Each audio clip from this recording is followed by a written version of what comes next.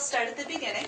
You are Lori Zanders, Right. and what was your childhood like? Where were you born? Well, my childhood, I was born in a small town in Germany, not far, maybe 3 hours by train from Cologne, a major city in Germany, which is also very famous for its cathedral, which is called the Dome, and is well known to any traveler or almost everybody.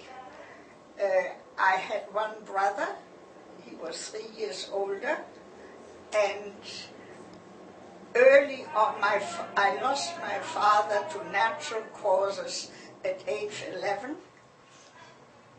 and my mother took over our business at the time in Arnsberg, that was the name of the town, which was a business that you might call here a haberdashery.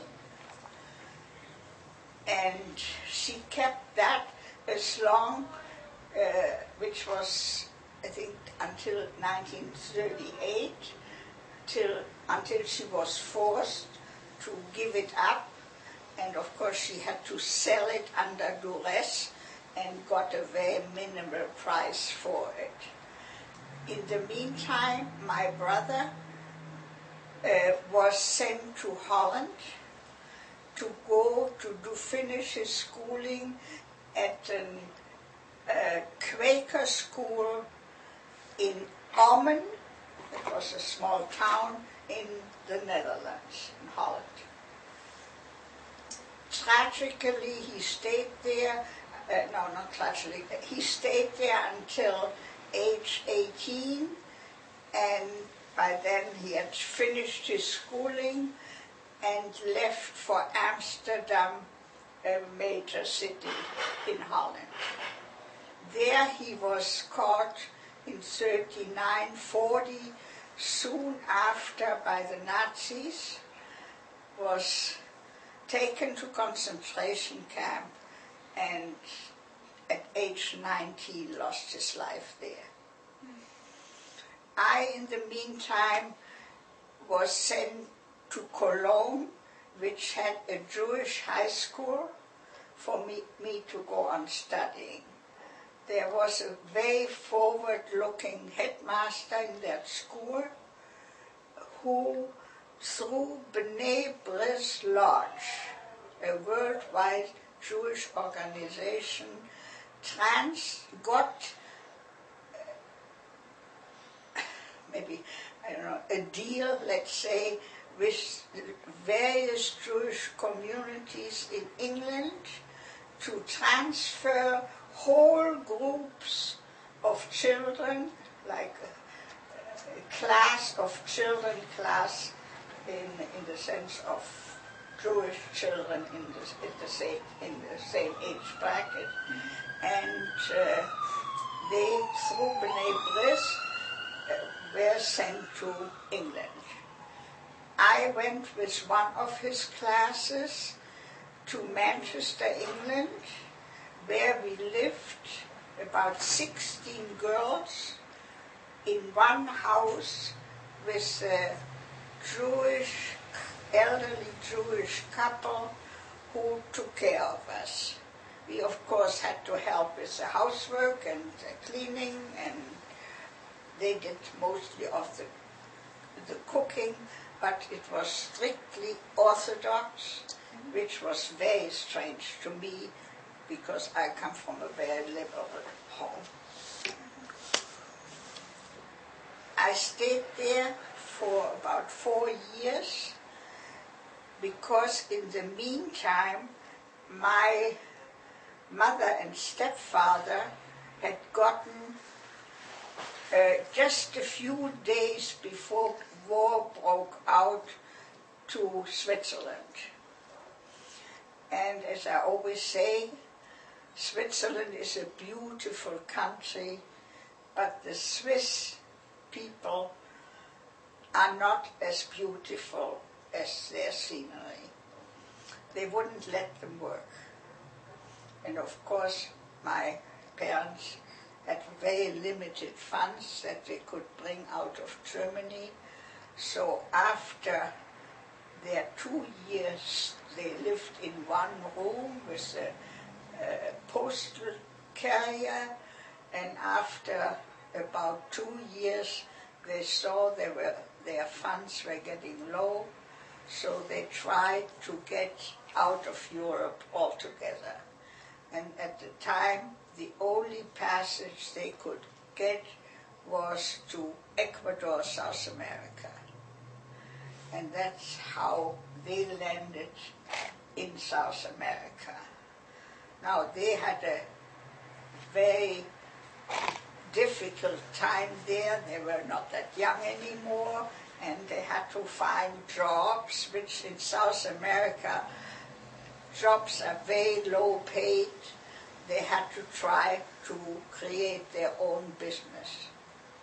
And they ended up with taking over a store that sold silverware, but it was not, the ordinary silverware, it was a lot of the typical silverware that was produced for tourists,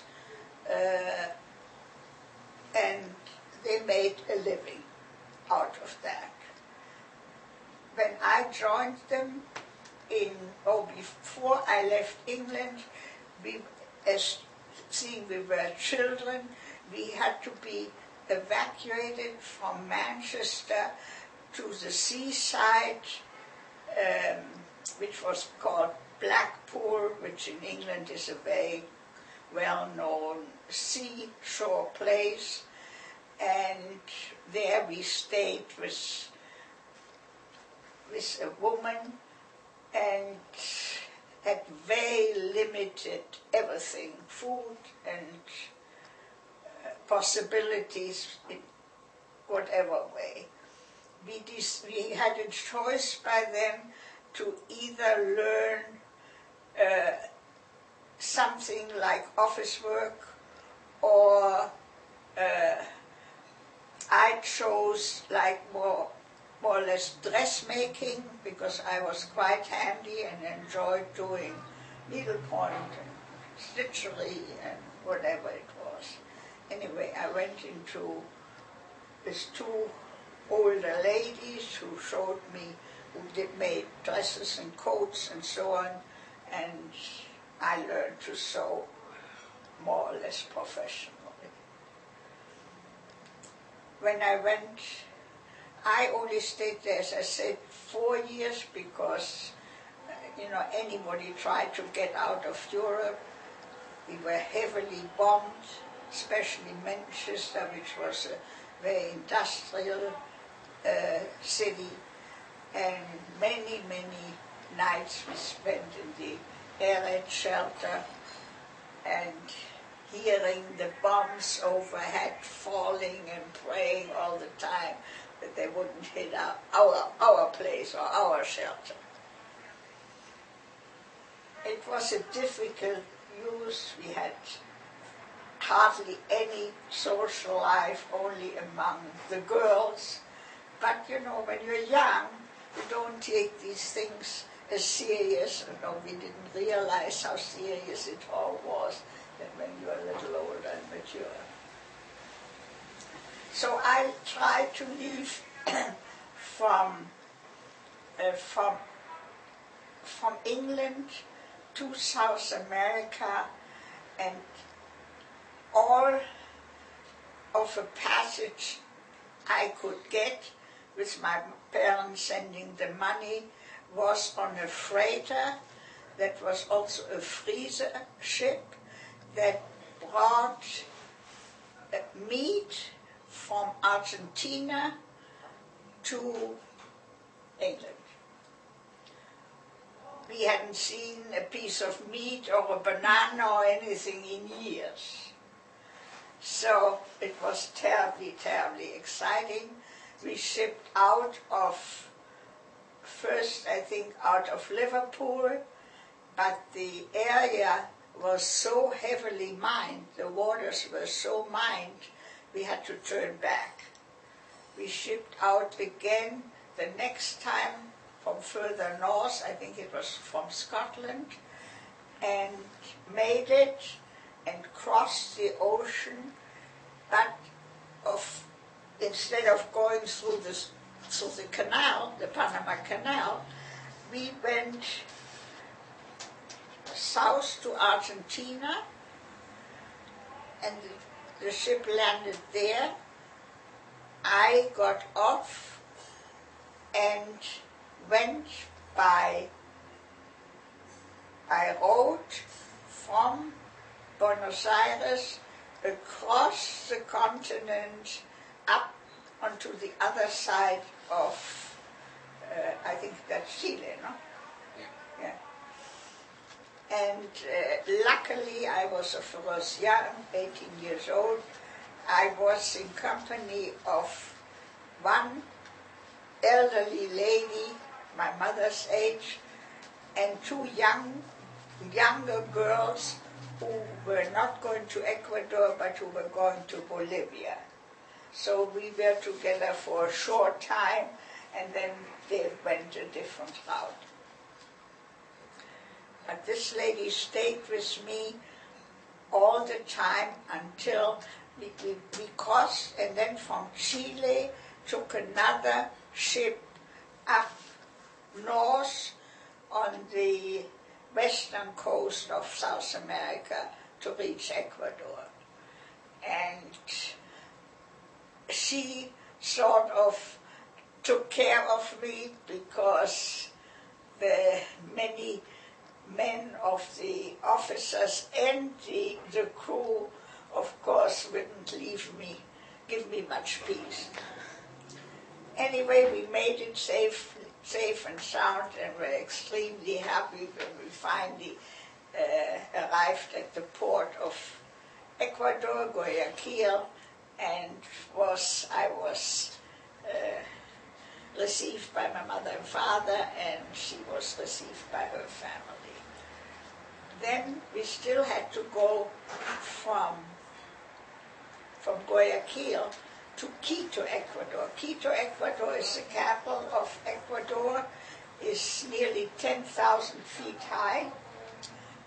And at that time, I don't know, probably it was the money or whatever, we didn't fly, we went by train. And the train was, how many hours was that? About 12, 15 hours, something like that. A long, long ride. And then, of course, it stopped in all the small towns, and there the people come to the train and sell their wares and want to sell their sweets and their whatever. It was interesting, but, looking at it now, it was interesting, but at the time it wasn't exactly that was important to us. Anyway, we finally reached Quito, and my parents had a little house there, and I started pretty soon to work for a real nice outfit. Two Jewish men had started a clothing business, and made really excellent quality clothing of all sorts, fancy and not so fancy and so on. So I worked with them for a number of years, and after I had been in Ecuador, in Quito, only a few days, my mother said to me, you know what, there is an organization which you might have heard of here in America. It's called HIAS. Does any ring a bell? No, not really. Anyway, this was a Jewish organization that arranged the papers for me to come into the country and be able to stay. And there were 3 older gentlemen there at the office, and my mother thought it would be nice if I go up to them and thank them for all the work they did with my papers and so on. And among these gentlemen, who were of course volunteers, was one gentleman who became to be my father-in-law.